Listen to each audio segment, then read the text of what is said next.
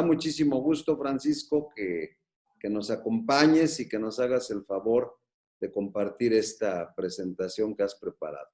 Como dice ahí, mira, Francisco Chávez Almanza es médico cirujano, egresado de la UNAM, tiene un máster en Science, es especialista en anatomía humana por la UCLA, es doctor de quiropráctica por la Cleveland Chiropractic College en Los Ángeles y es profesor de la carrera de medicina de FES Iztacal.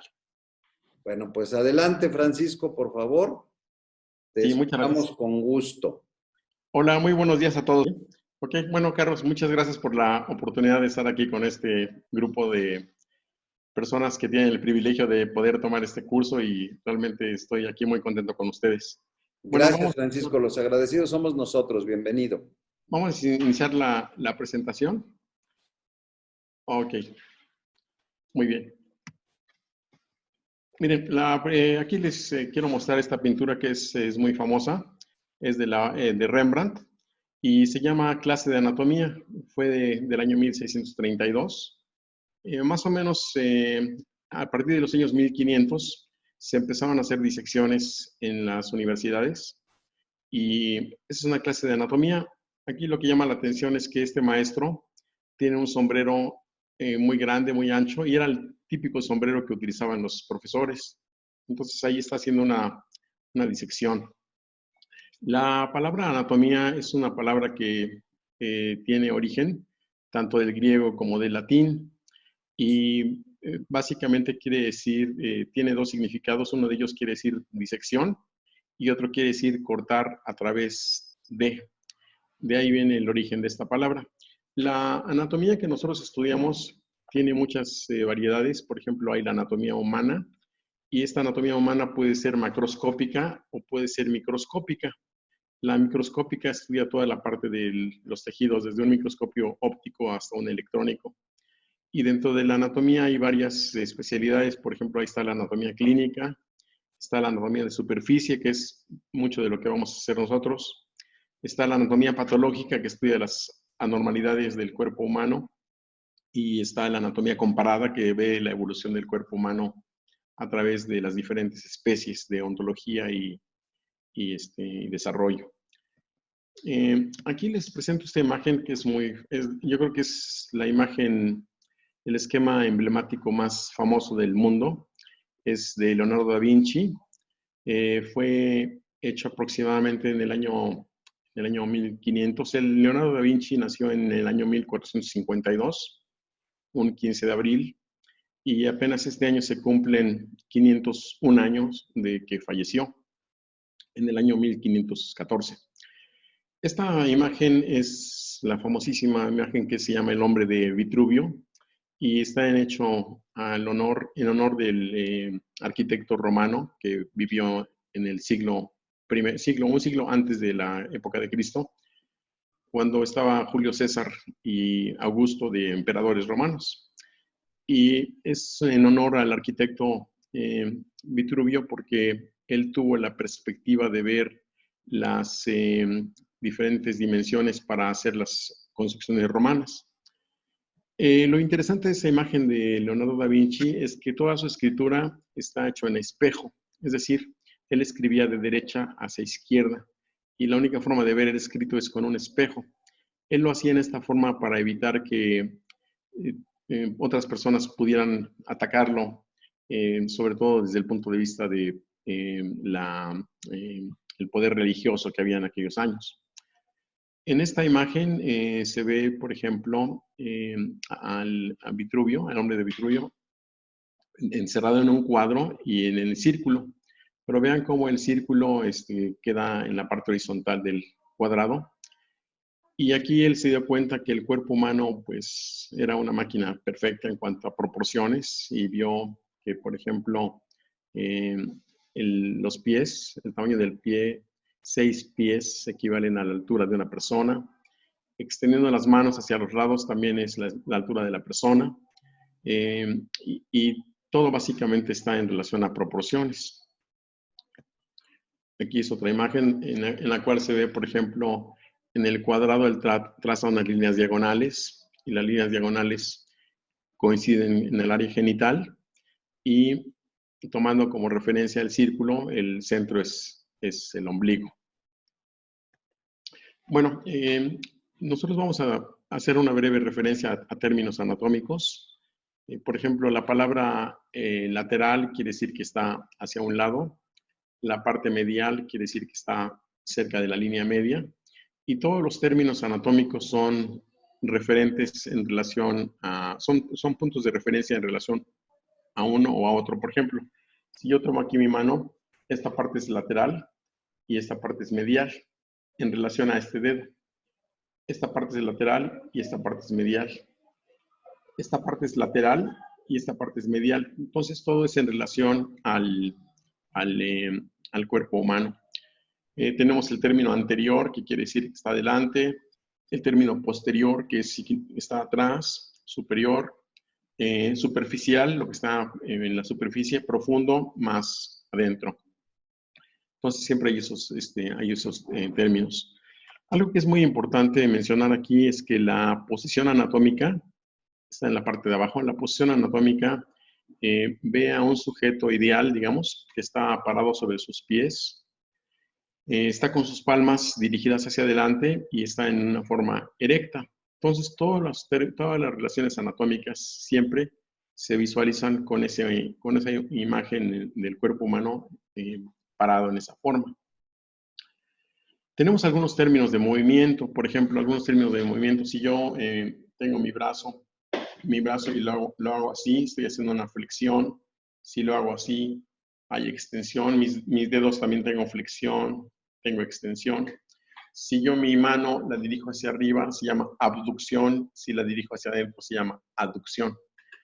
Entonces, siempre estamos viendo términos de movimiento. Aquí en este ejemplo, tenemos en esta imagen, esta persona está haciendo que su pierna, su miembro inferior se aleje, entonces ese término se llama abducción, y si se va hacia la línea media se llama aducción. Por ejemplo, el músculo tensor de la fascia lata, que está acá, que es uno de los puntos de rastreo, se encuentra aquí en la parte lateral. Ese músculo se va a encargar de mover la pierna hacia afuera. Y tenemos otro músculo que va a hacer lo opuesto, que va a dirigir la pierna hacia adentro, y se llama aductor, que sería este punto más o menos.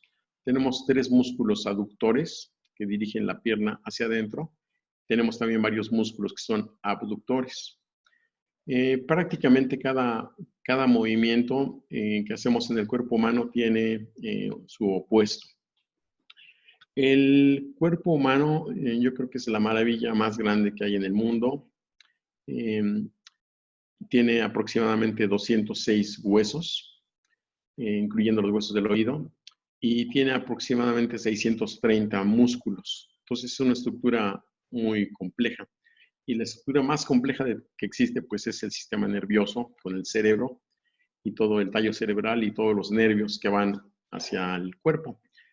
Nuestro cuerpo prácticamente está cargado de electricidad porque hay miles y miles y miles de células nerviosas, hay 100,000 millones de neuronas, y esas neuronas están conectadas con la superficie del cuerpo humano, y prácticamente nosotros, si pasamos nuestras manos sobre nuestro cuerpo, es como si pusiéramos 2 imanes, y estos imanes tienen algún efecto sobre nuestro cuerpo. De ahí viene, por ejemplo, el Reiki o terapias que se hacen con los chakras, porque de alguna manera nuestras manos, simplemente al estar cercanamente al cuerpo, la parte eléctrica que tenemos en el sistema nervioso va a influir sobre nuestro cuerpo. Aquí hay algo que es interesante que vean. Por ejemplo, si nosotros pateáramos una pelota de fútbol, hacemos aquí eso se llama flexión de la pierna. Cuando nos referimos a la pierna, en este caso nos estamos refiriendo a toda la extremidad inferior, flexión, y aquí hay una extensión. Hay un músculo que se llama iliopsoas, y ese músculo iliopsoas es el que se encarga de hacer en gran forma esta flexión, y es el que va a ser responsable de que una pierna se acorte durante nuestros rastreos cuando se encuentra un par biomagnético. Aquí vemos que el esqueleto tiene 206 huesos. En la cabeza está formada por varios huesos. La cabeza se divide en cráneo y cara. Cráneo en la parte de arriba, cara en la parte de frente. Y, por ejemplo, de esos huesos, algunos se encuentran en la línea media.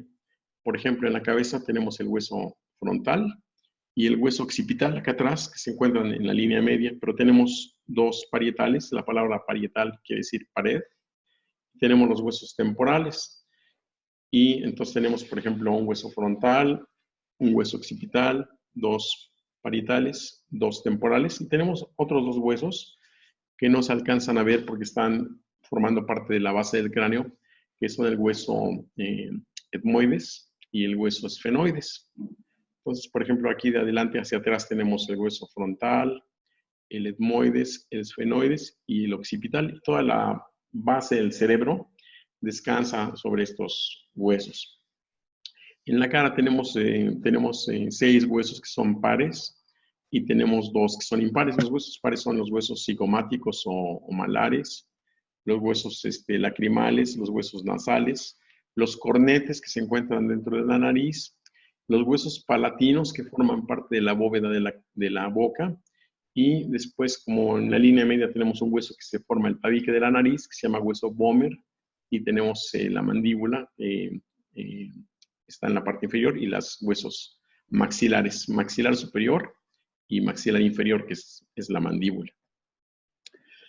Aquí tenemos una vista superior. Tenemos 2 vistas. En esta vista estamos viendo el cráneo desde arriba, y aquí, en este caso, lo estamos viendo desde abajo. Para poder hacer esta imagen, se tuvo que cortar con una sierra eléctrica, esta parte.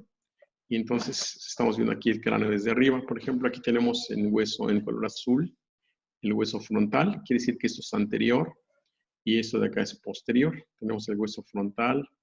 Aquí están los 2 huesos parietales y aquí está el hueso occipital.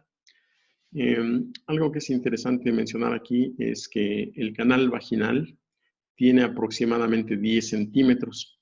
10 centímetros es, si nosotros abrimos nuestros dedos, más o menos ese es el tamaño por el que tiene que salir el bebé en el momento del nacimiento. Entonces, para poder lograr eso, todos esos huesos no están fusionados, sino están por fusionarse. De hecho, si nosotros tomáramos el esqueleto de un recién nacido y lo analizáramos después de que haya fallecido por algún momento, por algún motivo, encontraríamos más de 300 huesos porque no se han fusionado. Entonces aquí se ven las suturas de los huesos y esas suturas pues ya se cierran totalmente más o menos a la edad de 21 años. Entonces tenemos frontal, 2 parietales y el hueso occipital. Y aquí lo estamos viendo desde abajo. Aquí se pueden ver, por ejemplo, las huellas de algunas de las arterias y de las venas que se encuentran en el cerebro.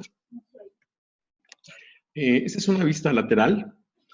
Estamos viendo aquí el cráneo de lado. Aquí se puede ver muy bien, por ejemplo, el hueso frontal nuevamente, el hueso parietal. Y aquí se encuentra el hueso temporal. El origen del hueso temporal son dos explicaciones. Una de ellas es que es un hueso que está por desarrollarse, es un hueso que está en proceso de desarrollo. Y otro es porque la memoria se encuentra exactamente aquí en un lóbulo del cerebro que se llama el lóbulo temporal. Hay una parte del lóbulo temporal que se llama el hipocampo, que tiene ese nombre porque es como si fuera un hipocampo de mar, y aquí es donde se encuentra el área de la memoria a hechos recientes, sobre todo. Acá está el hueso occipital, aquí tenemos los huesos lacrimales, huesos nasales, lacrimales, el hueso cigomático, el maxilar superior, la mandíbula. Aquí se alcanza a ver parte del hueso esfenoides, uno de los huesos más complicados del cuerpo humano. Aquí tenemos una vista de frente, aquí tenemos la órbita.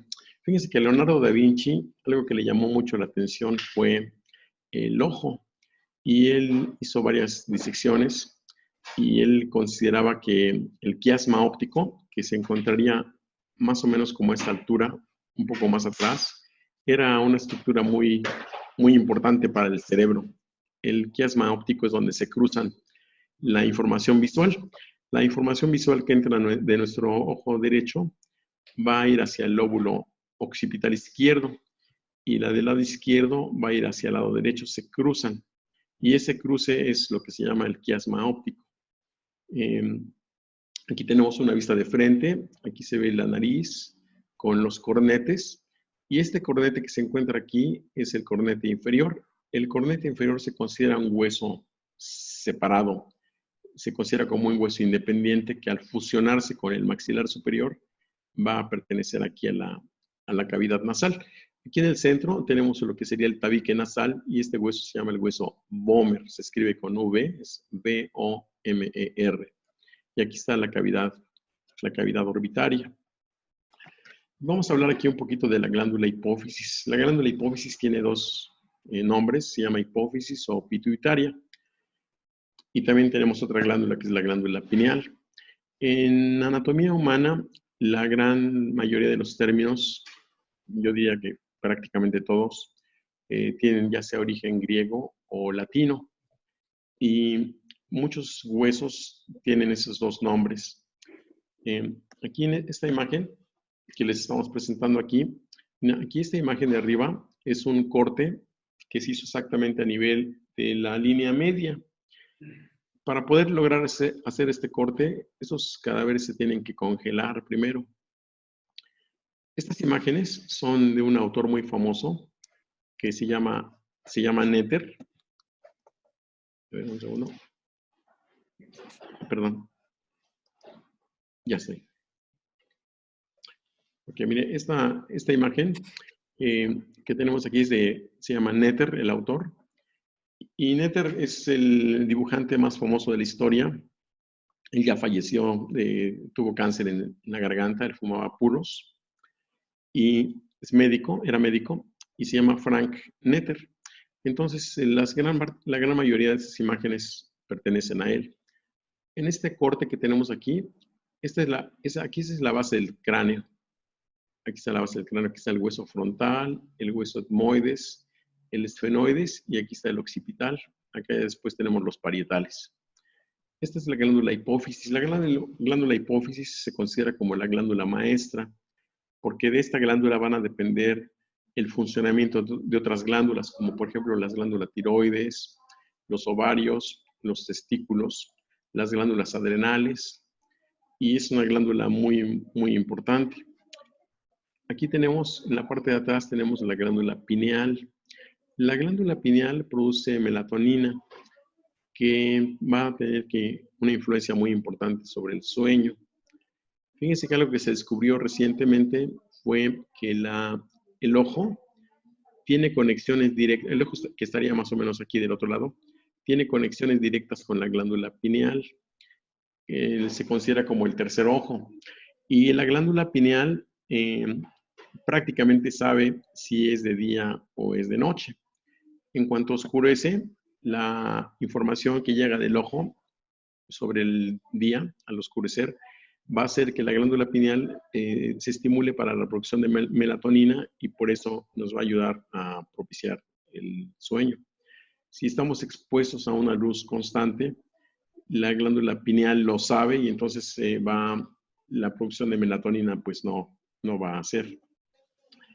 Esta imagen se las presento para que vean dos aspectos. Primero, tenemos aquí las meninges. Las meninges van a proteger nuestro cerebro y en este caso esta meninge aquí se llama la hoz del cerebro. La hoz del cerebro va a separar al cerebro del lado derecho del lado izquierdo. Y aquí se pueden ver, esas son venas.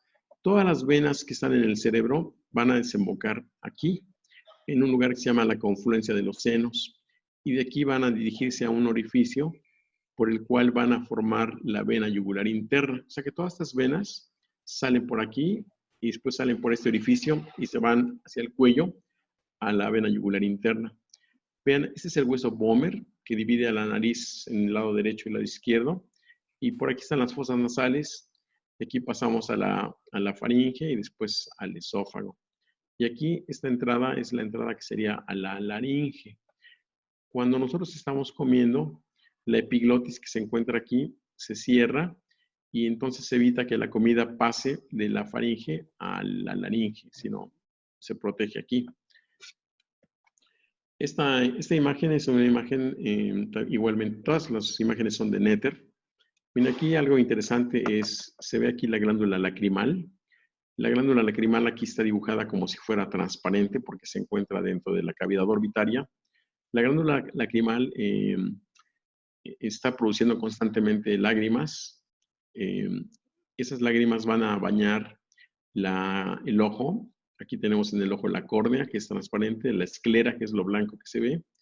Y esas lágrimas van a permitir que nuestros ojos siempre estén húmedos, de tal manera que cada vez que parpadeamos no haya fricción entre la córnea y el párpado.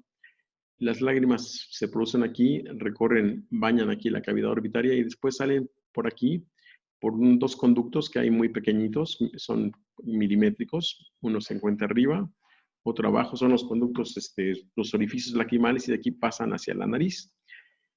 O sea que aquí lo pueden ver, la glándula lagrimal, los dos puntos. O sea que estamos produciendo lágrimas constantemente y no nos percatamos de ello, a menos que por algún motivo estemos llorando y entonces en ese momento las lágrimas salen hasta por la nariz porque la producción es tal que no alcanza a irse hacia atrás.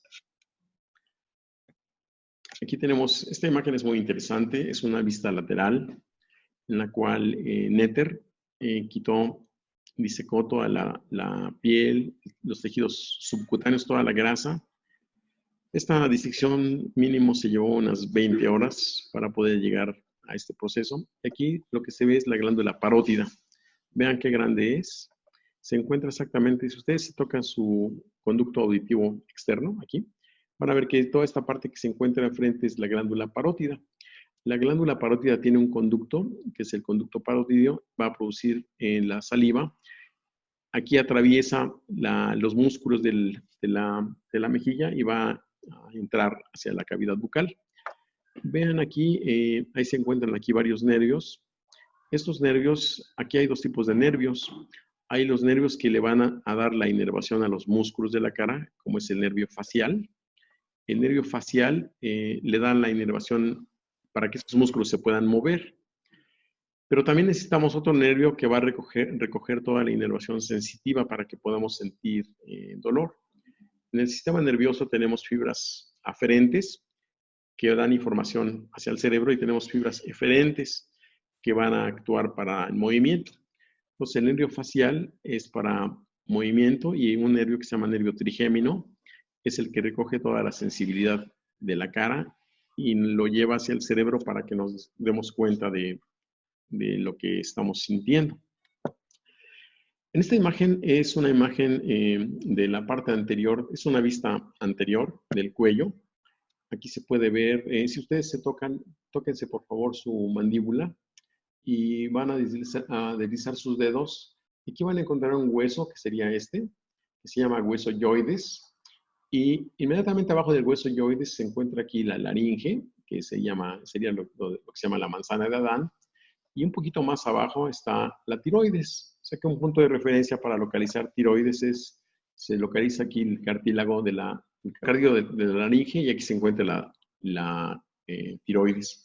Si nosotros vemos la siguiente imagen, esta imagen es una vista posterior. Aquí estamos viendo a la glándula tiroides por atrás. Y aquí se pueden apreciar casi en forma diminuta las glándulas paratiroides. La palabra para en latín quiere decir cerca de. Entonces son 4 paratiroides. Aquí hay una, aquí hay otra, aquí hay otra y aquí hay otra. Aunque hay variaciones anatómicas, puede haber más.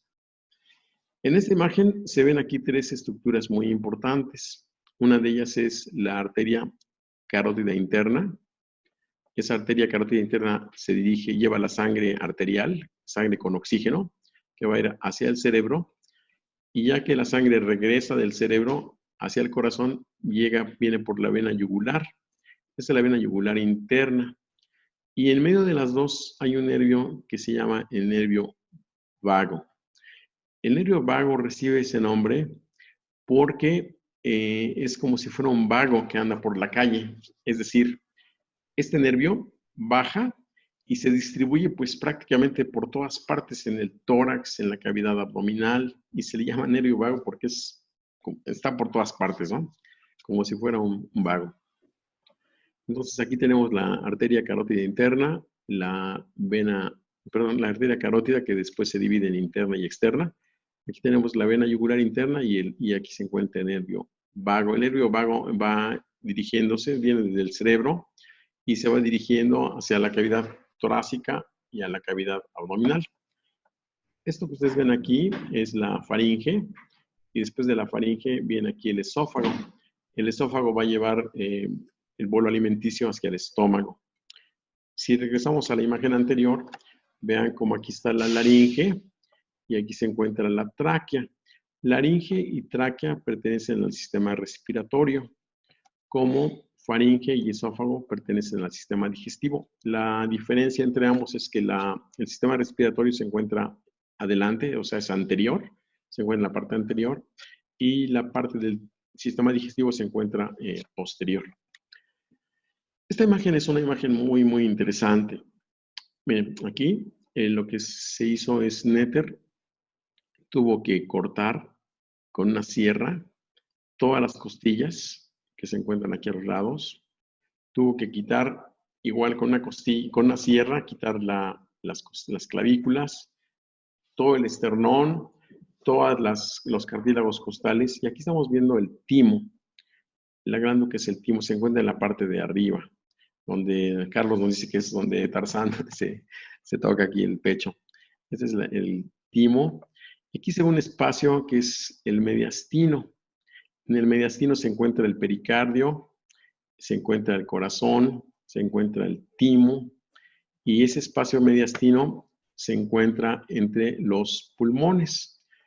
Los pulmones tienen una protección que se llama la pleura. La pleura es esta membranita que está alrededor de los pulmones, como el corazón tiene otra membrana que es el pericardio. Y dentro del pericardio pues se van a encontrar las arterias coronarias y se van a encontrar el sistema de conducción nerviosa, el seno auriculoventricular. Esta imagen es interesante porque aquí pueden ver cómo el diafragma se empieza desde la parte de abajo, desde la parte, si ustedes se tocan sus costillas, el diafragma empieza desde aquí. Sin embargo, el diafragma es una cúpula que se eleva y prácticamente ocupa la mitad de la cavidad torácica de los huesos. Por eso muchos órganos abdominales, aunque se encuentran en la cavidad abdominal, están protegidos por el tórax. Y en ese ejemplo tenemos el vaso, tenemos el hígado, tenemos los riñones, están muy protegidos por este sistema óseo. Aquí hay algo que pueden aquí apreciar, es el hígado. El hígado pesa más o menos 1,5 kilos y el hígado se extiende desde aquí, se extiende hasta acá. Bien, toda esta parte que está por debajo del diafragma va a estar ocupada por el hígado. El hígado está separado únicamente unos milímetros del diafragma, del corazón. La única separación es el diafragma. Y el diafragma les voy a decir que es tan grueso como una hoja de papel. Es muy, muy delicado. Y pues es un órgano que nunca deja de trabajar hasta que nos morimos. Bueno, aquí en esta imagen pueden ustedes ver aquí parte de la columna vertebral. Y aquí hay 3 cavidades, la cavidad torácica. Aquí se encuentra el diafragma separando la cavidad torácica de la cavidad abdominal y aquí se encuentra la cavidad pélvica. La cavidad pélvica no hay separación, es continua, es una cavidad abdominopélvica. El tórax y el abdomen, la cavidad torácica y el abdominal sí están separadas. Aquí nuevamente tenemos esta imagen para que vean, para que aprecien cómo el diafragma llega tan alto como un poquito más abajo de la tetilla. La tetilla en el hombre más o menos está a nivel de la cuarta costilla y un poquito más abajo, que sería casi a nivel de la quinta, sexta costilla, es hasta donde llega el diafragma. Esta es cavidad torácica y aquí se encuentra cavidad abdominal. Ya les expliqué que el mediastino es un espacio que está localizado en el tórax, está entre los pulmones, el esternón está por delante, el diafragma, y en la parte de atrás queda la columna vertebral. Y ahí se encuentra el timo, se encuentra el corazón. Esta es una imagen que Netter hizo, es una imagen pues, magistral, anatómica. Aquí se encuentra lo que hizo Netter, aquí es, tuvo que congelaron este cadáver con una sierra eléctrica, cortaron un poquito, un poquito más abajo de lo que es el mango del esternón, un poquito más abajo. Y al hacer este corte transversal, aquí lo que ustedes pueden apreciar muy bien es el mediastino. Miren, el mediastino es todo ese espacio que está aquí. Delante está el esternón, atrás está la columna vertebral y todo ese espacio que ustedes ven es mediastino. Aquí se encuentra el pericardio, aquí está el corazón con sus 4 cavidades, aquí se ve la arteria aorta y aquí se ve lo que va a ser parte de la vena cava. Y a los lados están los pulmones con la pleura. Aquí hay un nervio muy, muy importante y ese nervio se llama el nervio frénico. Aquí está, en este lugar viene el nervio frénico. El nervio frénico viene de la columna cervical, de los niveles de C3, C4 y C5. Y este nervio frénico de la columna cervical es el que va a inervar el diafragma. Si este nervio se paralizara, prácticamente nos morimos, porque es el que le da la inervación al diafragma cada vez que estamos respirando. Por eso cuando hay lesiones a nivel del cuello, de la región cervical, la persona se puede morir instantáneamente de un paro respiratorio. Aquí tenemos el estómago. Aquí en el estómago vamos a tener dos orificios. Uno es el cardias, que se encuentra aquí, y otro es el píloro. Aquí tenemos el estómago. El esófago tiene que atravesar, para que el esófago pueda llegar a la cavidad abdominal, tiene que atravesar el diafragma y se llama hiato esofágico. La palabra hiato quiere decir orificio. Entonces el esófago tiene que atravesar por el hiato esofágico, es uno de los puntos de rastreo, hiato esofágico. Y aquí tenemos el cardias.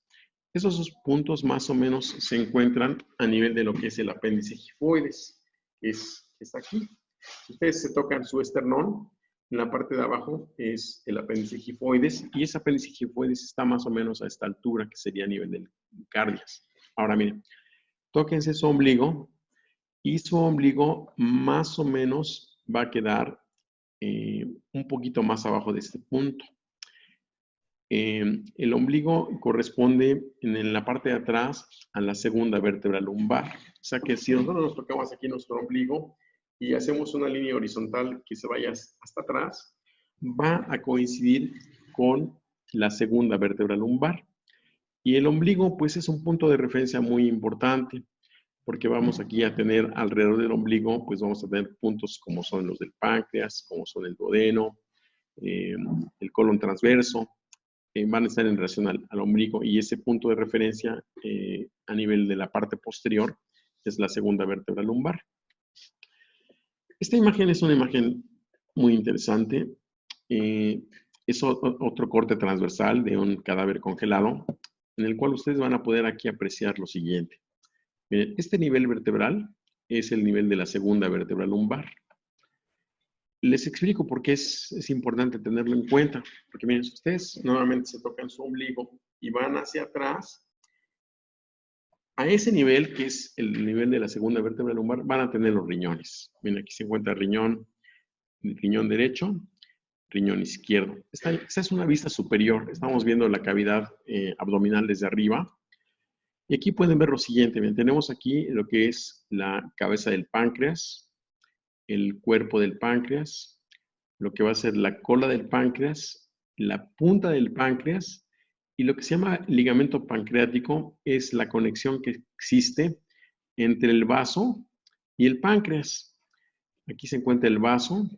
Vean cómo el vaso está muy relacionado con el páncreas, con el riñón del lado izquierdo y con el estómago. Con el estómago. Aquí tenemos todo esto que se ve aquí, es parte del peritoneo. El peritoneo tiene muchos nombres según donde se encuentra, y esta parte del peritoneo se llama el epiplón. La palabra epiplón quiere decir delantal. Y el epiplón, que es parte del peritoneo, nos protege cubre prácticamente el epiplón cubre prácticamente toda esta parte del abdomen, de tal manera que los intestinos, el yeyuno, el ilium, el colon ascendente, el colon transverso, están protegidos como por un delantal enfrente.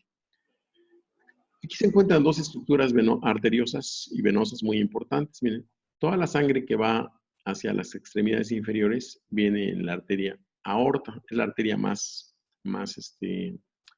voluminosa del cuerpo, y toda la sangre venosa que viene de las extremidades inferiores viene por la vena cava. La vena cava va a pasar por el hígado, sin mezclarse con el hígado, va a pasar atrás del hígado, y de ahí se va a dirigir hacia el corazón. En esta imagen pueden ustedes aquí apreciar lo siguiente. Está el hígado, vean qué glándula tan voluminosa, tan importante. Exactamente en la parte de abajo del hígado. Aquí en esta imagen lo que se hizo es el hígado está levantado. O sea, en esta imagen el hígado lo levantaron y lo estamos viendo. Esta imagen, esta parte de aquí es la parte de abajo del hígado.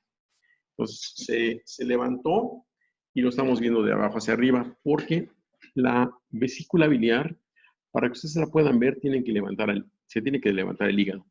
Aquí está la vesícula biliar. Aquí se encuentra nuevamente lo que es el cardias, el estómago, lo que es el píloro. Aquí lo cortaron. Esto que está aquí es el duodeno. La palabra duodeno quiere decir 12 dedos, que es lo que mide. Si nosotros juntáramos nuestros 12 dedos, es más o menos la longitud que tiene el duodeno. Y aquí en el duodeno, que tiene la forma de una letra C, se encuentra el páncreas. Vean como el páncreas, aquí está la cabeza del páncreas, después el cuerpo del páncreas, la cola del páncreas, y aquí está el vaso. Aquí tenemos la válvula ileocecal.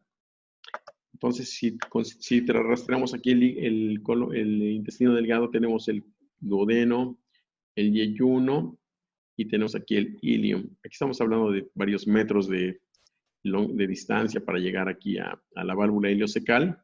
Aquí se encuentra el apéndice.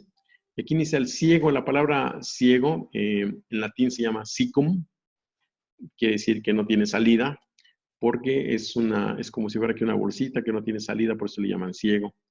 El contraciego es una estructura anatómica que no existe. El doctor Boyce le puso contraciego porque se refería al punto opuesto del otro lado, que sería más o menos el equivalente en espejo, aquí de este lado. Ese sería el ciego y el contraciego, pero no existe anatómicamente.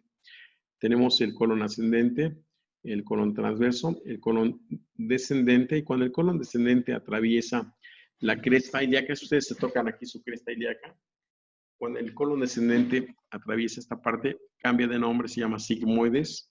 La palabra sigmoides se llama así porque es como si fuera una letra S. Aquí viene la palabra recto, y el recto va a continuar con lo que es el ano. El ano aquí tenemos dos tipos de esfínteres. Hay un esfínter que se llama esfínter interno. Ese esfínter interno no tiene control voluntario, y tenemos un esfínter externo que es el que tenemos nosotros el control voluntario. Por ejemplo, un bebé antes de los 2 años, antes de los 3 años, su control de la defecación básicamente es involuntario porque lo que lo controla es el esfínter interno. Y ya que aprende el bebé a tener control del esfínter externo, es cuando ya se controla tanto la defecación como el proceso de la micción. Igual en la micción también tenemos 2 esfínteres, el esfínter interno y el esfínter externo. Aquí en esta imagen lo que ustedes pueden apreciar es, se ve una disección de la región de la clavícula. La región supraclavicular viene quedando aquí. Y este músculo que está aquí es el músculo trapecio. El músculo trapecio es el que nos permite mover nuestro hombro hacia arriba. Aquí se encuentra el deltoides. El deltoides se llama así porque tiene la forma de una delta, la letra griega. Y ese músculo es el que nos permite mover nuestro brazo hacia arriba. Si ustedes se tocan aquí su hombro y dirigen su brazo hacia arriba, hacen la abducción, ABD, abducción, y es el músculo deltoides. Y aquí se encuentra, aquí Nether lo que hizo fue igual congelaron el cadáver, aquí lo cortan en esta forma, y al cortarlo en esta forma tenemos aquí una vista lateral. Esto que se encuentra aquí es anterior, esto que está acá es posterior, esa es la escápula, es la escápula, y aquí se encuentra este músculo, este músculo que se encuentra aquí enfrente, que es el músculo pectoral, el pectoral mayor. Si hay un pectoral mayor, pues debe haber un pectoral menor, que está aquí atrás. Aquí está la clavícula cortada. Y aquí vean la complejidad que hay de nervios. Esos nervios forman un plexo que se llama el plexo braquial. Y el plexo braquial es el plexo que le da toda la inervación, tanto motora como sensitiva, a la extremidad superior.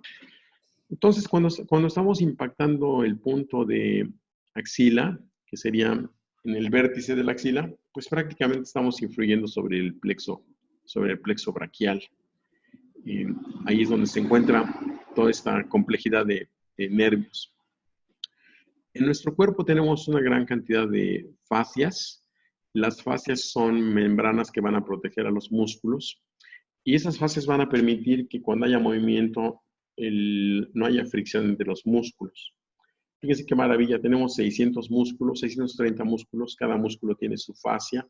Y, por ejemplo, cuando nosotros movemos nuestro brazo en esta forma, que lo hacemos miles de veces a lo largo de nuestra vida, en ningún momento sentimos dolor porque esas fascias tienen lubricación, tienen líquido y van a permitir que el funcionamiento sea perfecto. Miren qué complejidad es esto. Vamos a analizar aquí esta imagen. Tenemos aquí lo que es la clavícula. Vean, el punto supraclavicular también influye mucho sobre el plexo braquial. Todo esto que está aquí es plexo braquial. Este músculo que está aquí es el esternocleidomastoideo. Es el nombre más largo que hay, ¿verdad? Esterno quiere decir que viene del esternón, cleido que viene de la clavícula, y de aquí se llama esternocleido, y de aquí va hacia al proceso mastoides. Si se tocan ustedes su conducto auditivo externo, exactamente atrás está el proceso mastoides, otro punto de rastreo, y por eso este músculo que se llama así, esternocleidomastoideo. Vean cómo este músculo va a estar muy relacionado tanto con el plexo braquial, que va al brazo, como con el plexo cervical. Vean esta complejidad de nervios que hay aquí para ir hacia el miembro superior. Aquí tenemos, en esta imagen podemos ver aquí el término bursa.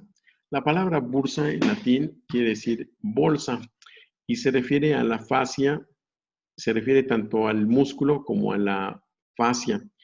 En nuestro organismo, donde hay puntos de fricción, se forman bolsas sinoviales. Hagan de cuenta, por ejemplo, si nosotros cargáramos aquí en nuestro hombro, como lo hace un albañil, un gran peso con el cemento, esta fricción hace que se forme una bursa. Esta bursa lo que hace es va a proteger al músculo, va a hacer que entre músculo y músculo se forme como una bolsita con líquido, y esa bolsita va a permitir que esta persona pues siga trabajando sin que los músculos se friccionen. Entonces, la palabra bursa quiere decir bolsa sinovial, y el término bursa que utiliza el doctor Gois para este punto se refiere al músculo bíceps. En este caso, el bíceps tiene aquí su membrana sinovial que lo protege de los demás músculos. Y aquí tenemos, esos son los huesos aquí tenemos la región del codo. Aquí tenemos el codo visto por atrás, ese es el olecranon, lo que nos tocamos aquí es el olecranon. Y si lo vemos por delante, tenemos aquí el cúbito y el radio. Miren, vean aquí, es una imagen preciosa porque aquí en el radio se ve, el radio es como un cilindro, entonces cuando movemos nuestro brazo así, ese cilindro está rodando, está girando en esta forma, una anatomía pues perfecta. Aquí vean, aquí está como polea, vean cuando nosotros movemos nuestro brazo y hacemos este movimiento, el movimiento sucede aquí y es casi una esfera para que este músculo que está en la contraparte pues tenga el movimiento sin ninguna fricción. Nuestro maestro nos decía en la prepa, esa es la antena del radio. El radio se encuentra afuera y en la parte de adentro se encuentra lo que es el cúbito.